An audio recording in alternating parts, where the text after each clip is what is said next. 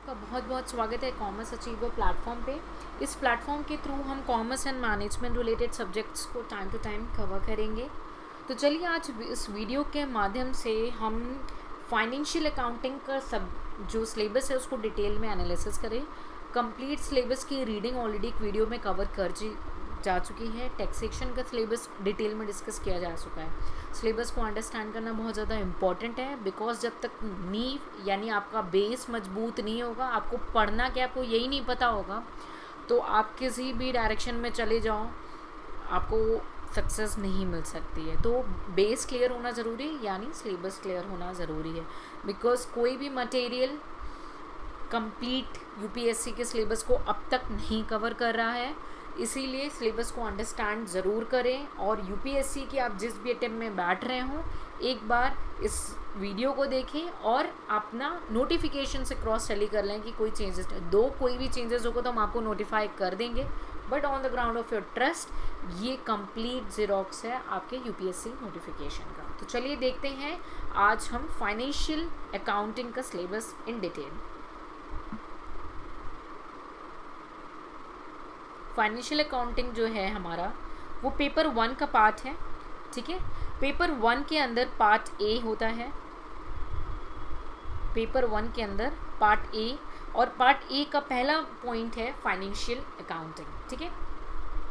Financial accounting में सबसे पहला जो पॉइंट दिया हुआ है वो है accounting as a financial information system. ये थ्योरी का पार्ट है, ठीक है, कि फाइनेंशियल इंफॉर्मेशन सिस्टम जो है अभी नया टेक्निक आया है, टेक्नोलॉजी आ गई है, तो उसकी अकाउंटिंग कैसे करेंगे। तो this is a theory point. Impact of behavioural science, ये भी थ्योरी का पॉइंट है, ठीक है।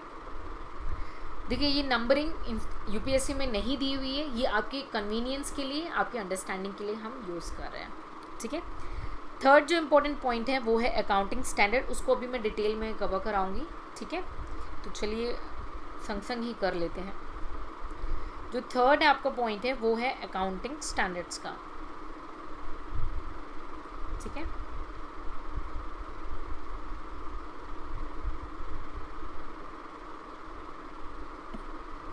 ठीक है, सॉरी स्क्रीन में कुछ इश्यूज आ गए थे। चलिए अकाउंटिंग स्टैंडर्ड में स्पेसिफिकली मेंशन है फर्स्ट अकाउंटिंग फॉर, मैं शॉर्टकट लिख रही हूँ, डेप्रीशिएशन। अकाउंटिंग फॉर डेप्रीशिएशन जो था पहले AS 6 में कवर था, बट अब वो हट गया है और AS 10 का पार्ट हो गया है, ठीक है। और AS 10 का नाम है PPE, property plant and equipment. उसके अंदर में आपका डेप्रीशिएशन कवर है। स्टूडेंट्स पूछेंगे मैडम इंड AS पढ़ना है, तो मैं कहूँगी येस। क्यों? क्योंकि एक तो आप कॉमर्स बैकग्राउंड के स्टूडेंट हो और आपको केवल मेंस नहीं देना, आपको इंटरव्यू में भी जाना है, और इंटरव्यू में आपको डिफरेंसेस पता होने चाहिए, सिर्फ डिफरेंसेस को स्टडी कर लेंगे, ठीक है। दूसरा क्वेश्चन आता है स्टूडेंट कि मैम क्या अकाउंटिंग स्टैंडर्ड का नंबर और सीक्वेंस याद करना ज़रूरी है।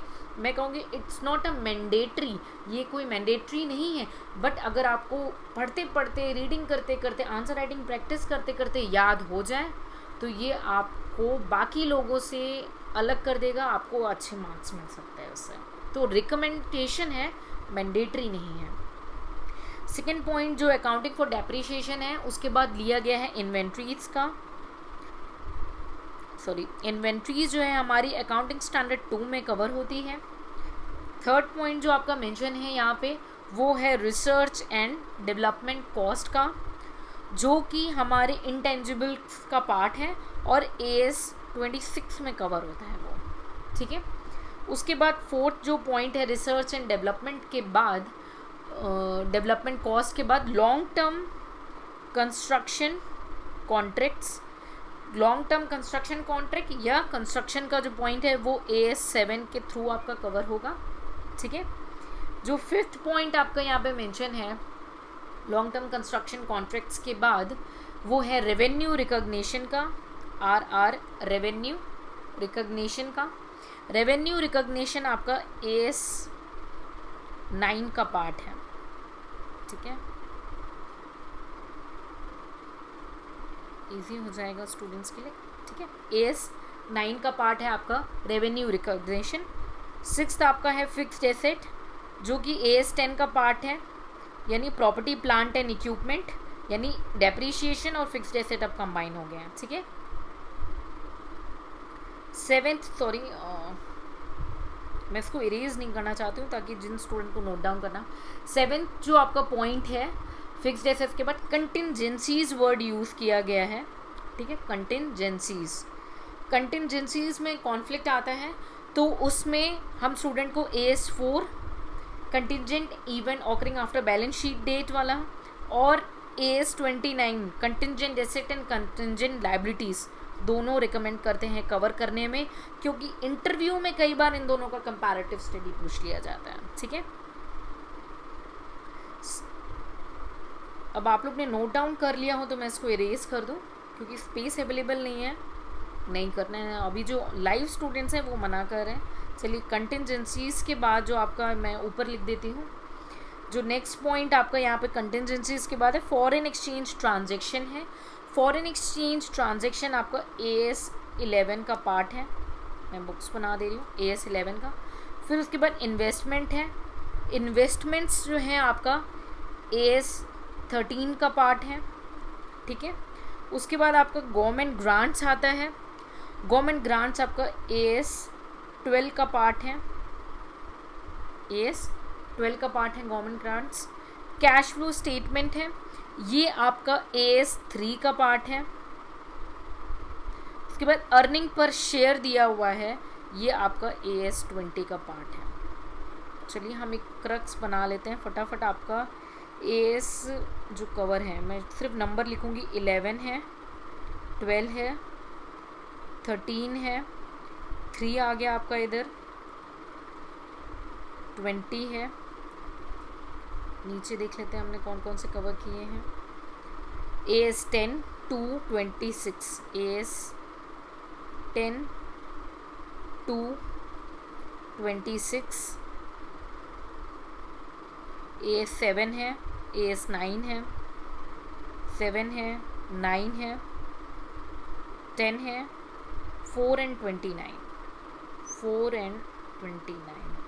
तो मैं एक बार फिर से रिकॉल कराऊंगी। AS2 3 7 9 4 10 11 12 13, फिर 20 26 एंड 29। कितने हो गए? 1 2 3 4 5 6 7 8 9 10 11 12, ठीक है। सो आई होप आपको अकाउंटिंग स्टैंडर्ड वाला क्लियर हो गया क्वेश्चन, ठीक है। इसको मैं इरेज कर रही हूँ, प्लीज़ आप इसको लिख लेंगे, ठीक है।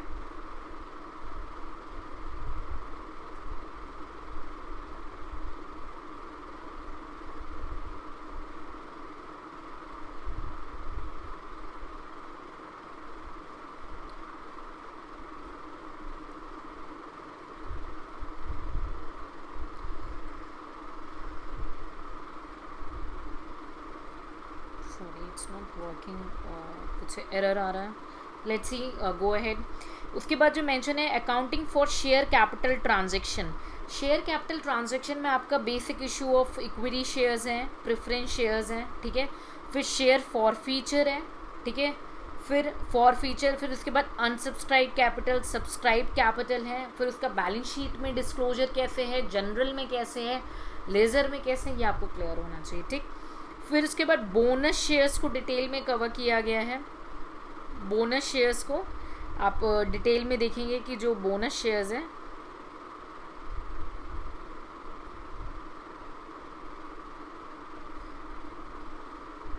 ठीक है। उसके बाद राइट शेयर्स को कवर करना है डिटेल में।